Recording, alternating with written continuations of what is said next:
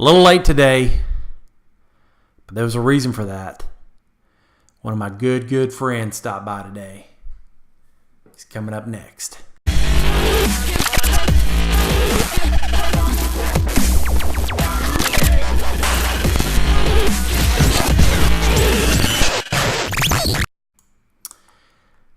So, got a special guest today, everybody. I don't want to keep him waiting. Jerry, how you doing? You know, some people are surprised that we are best friends, pretty much. That for 7 years, can you believe that? And we've been doing that sunsetting thing ever so often whenever it rains. Well, first of all, there are no surprises here. And this is our 7th year. Yeah, and 7 years. We've had this sunsetting thing at various times, just to remind us all that it happens different at each time of the year. It happens does. different at each time of the day. Yeah. And certainly happens different on different kinds of cloud cover. So it's really fractional.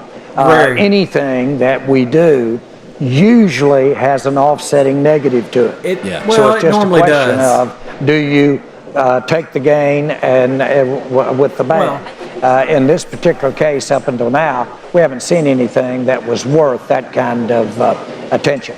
Well, of course you got to give me a little attention, right, Jerry? So go tell me about you coming on the show and taking over Jimmer's spot, and Jimmer taking Zeke's spot. Maybe, juggling after this suspension or maybe injury, I heard, maybe. Well, I think that when I saw Scott Linehan talk about Jimmer, interview his visits with other coaches at the Senior Bowl, who said that was just outstanding at the Senior Bowl in Mobile. He had won the most valuable player. I think when Scott Linehan said, I can win with him, he's got it. He does have it. Yeah, he does have it. Then that caused you to really think, well, that's the guy that's going to be spending the most time with him.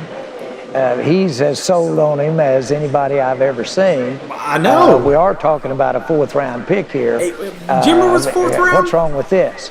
But I think the thing has borne out the most is that he just exudes a good feeling.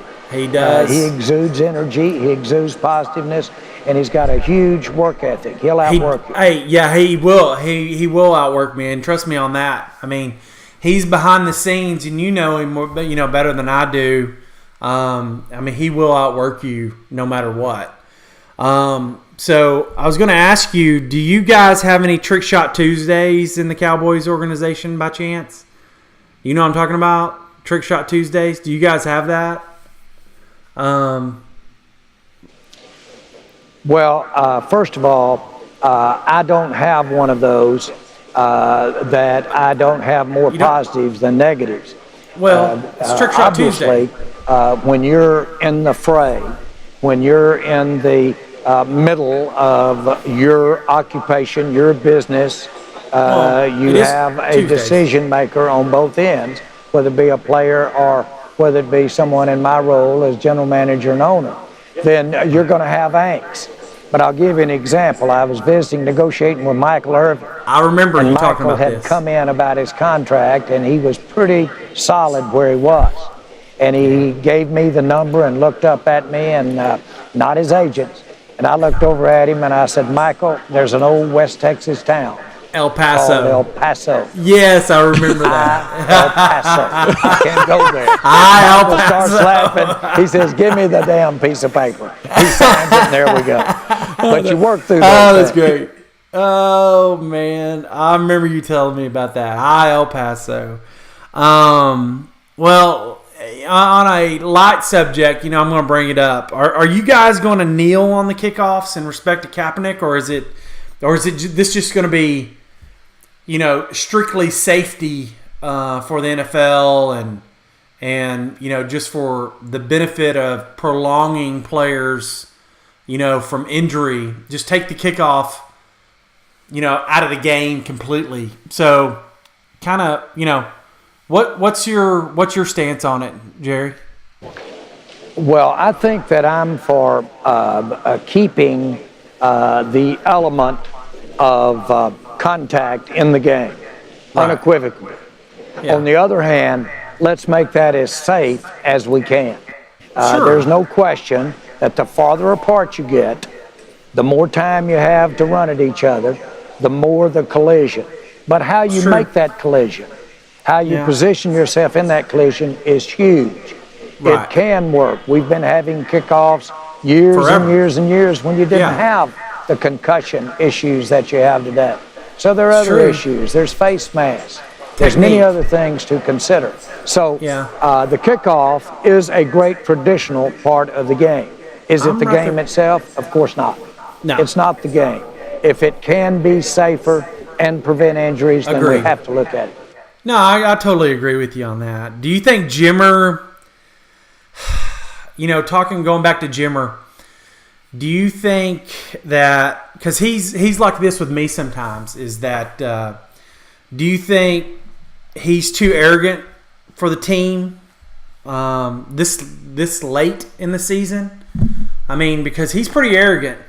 I mean, do you think he's going to be a distraction more so? What do you think in regards to that?